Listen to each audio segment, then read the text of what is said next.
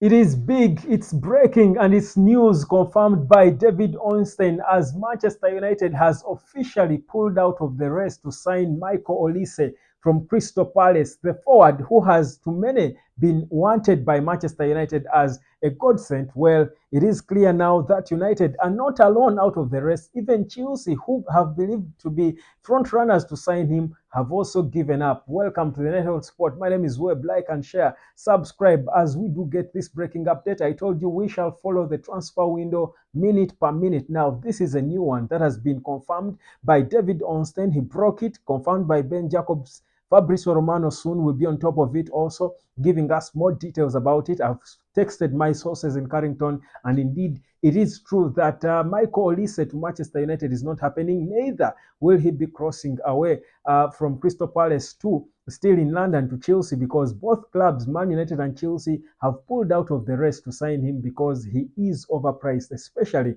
for Chelsea, who had been advanced in talks with him. Spoke to the player side, seemed to agree terms, but when they spoke to Crystal Palace, they were putting very complicated conditions. And like we've been saying, the buyout clause has been unclear. It has been a confusion. He wanted to be the highest paid player at Chelsea, for example, and I'm sure these are the conditions we should have given Man United if we as well had a conversation with him. But United were so insistent on signing him, but he wanted to be the highest paid player at whichever club he went to. He was putting conditions that were near impossible, while Crystal Palace themselves have been fighting to keep him, as he's been a very important part of their new manager. So they were trying to tie him down to a longer contract, but guess what? These are the reports now. The reports now suggest that he's not staying at Crystal Palace, neither is he staying in England, as he will be crossing to join Vincent Company at Bayern Munich. That is the decision this 22-year-old kid has made.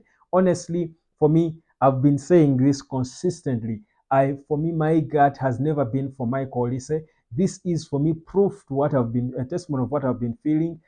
First of all, my gut was never excited about him. I didn't think he's a player we're desperate to sign. He's not as at least one of our first priorities, but also he lacks ambition. For you to turn down from Crystal Palace, for you to turn down a move to Man United, to Chelsea when they are rebuilding, two of the biggest clubs in England, to go to Bayern Munich, coached by Vincent Company, for me, it's a sign of a player who doesn't have ambition. And for me, those are not players we want at Manchester United now. Players without ambition are not for Manchester United. They belong elsewhere. So indeed, like I've been saying, it is good riddance, and I'm sure Amad Diallo must be sitting back and saying, "Wow, amazing stuff! I'm happy about this." Look, his buyout clause was reported to be 60 to 70 million pounds. Now, Crystal Palace want to actually tie him down to a longer contract and extend his buyout clause to even more. The greediness, the greediness of Crystal Palace, but even the player himself saying he wants to be the highest player at the club, he's not there yet. Yes, he has been shining at Crystal Palace. He has been an amazing player, but he's still a work in progress. He has not shown at that level consistently. For me, this shows you the mentality, the character. These are players who just want to make a lot of money, and Bayern Munich will probably pay him the money, partner him with Harry Kane, and hoping he'll be scoring goals to the Champions League title with company. But the reality is, for me, it is good riddance for Manchester United, and I'm happy about it. Ahmad should be happy about it. If there are other cheaper wingers who have got a better attitude, we can bring them in if you have to. The easiest bit for Ineos would be to bring back Mason Greenwood. Perhaps they don't want to do that. But for me, I was never moved by the whole idea of signing Michael Olise as one of our first signings. Now, let me drop down in the comment section and let me know whether you're disappointed, whether you think it's a good thing, what you think this means for Manchester United. But for me, I will insist it's good riddance. We do not need to pay 60 or 70 million pounds for him. Not now. We can spend that on a holding midfielder. We can go buy a centre back. We can buy a backup striker or another striker to partner Rasmus Højlund, not a winger. We've got Ahmad, we've got Garnacho. There is hope that Marcus Rashford could stay and try to fight for his career, revamp it. But even if Marcus Rashford didn't stay, Mason Greenwood is our player, but also there are cheaper players we can bring in as part of the rotation.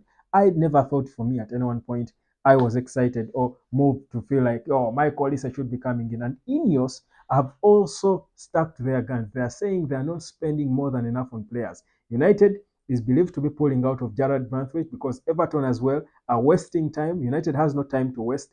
They are saying they are not going to cut down on their valuation of Jared Brantwaite. So what does that mean? That Manchester United will still move on from Brantwaite and move on with other signings. Remember, like I dropped in the previous video, Ineos have made it clear their plan is to sign two players, a centre back and a striker, by the start of preseason. Those are the two top priorities. And if we spend on those, Joshua Zirkzee, we are advanced. I'm certain reports suggest that United have spoken to Euro as well, whereas we know that Real Madrid in the lead to sign him because that's where he wants to go. United have taken their chances to say we'll try to speak to him because it was the same case with Joshua Zirkzee and Bologna. But as it is now, United are front runners to sign him. So for me, it's clearly good riddance, and you can drop down in the comment section and let me know what you think, whether you're disappointed, because I know so many people were excited by the idea of spending so much money, double digits of pounds on Olise.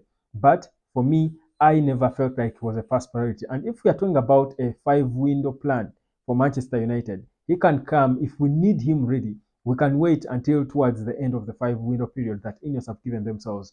For me, this is, I think, a good breaking update. In case you're just joining me, I'm reminding you Manchester United has pulled out of the race to sign Michael Olise. So has Chelsea, and the player has decided to join Bayern Munich, coached by Vincent Kompany. What does that mean? What does that tell you about this player? His ambition. He has failed to be, with all his talent, with how good he has been in the Premier League. He's not at the Euros. He's not decided whether he wants to play for England or he wants to play for France. So he's still playing in the Olympics. Imagine, I think he's going to be playing with France in the Olympics, coached by Thierry Henry. He should be the coach of the France Olympics team. And you're thinking, what ambition? What's the direction? What's the direction of such a player? All he wants is to get as much money as he can get. Greedy barbarian, I would call him that. But well, I think we can move on from him now and focus on players who would make sense for Manchester United, players who would add value, instant value, who would want to play for Manchester United, who would have the hunger to play for Man United. And I don't want to go into his abilities. He's a good footballer, but mentality, I've always been consistent saying I've got reservations about Michael Olise's mentality for some unsound reason. And indeed, his decision to join Bayern Munich has vindicated me. Time always vindicates. Drop down in the comment section, like, share, and subscribe as we do now look at the options. I mean, the options are there. When it comes to wingers, the first priority should be Mason Greenwood. Now, Greenwood might not want to return because, of course, the talks are advanced with these Italian clubs and a bit of Valencia and what have you. But the reality is there are so many options we can bring in. If we fail to find any, we can start the season with Amad Diallo starting as our winger, and we will keep finding solutions as we grow into the summer or into, of course, the next windows that will come. But for me, it's a celebration. Oh, happy day,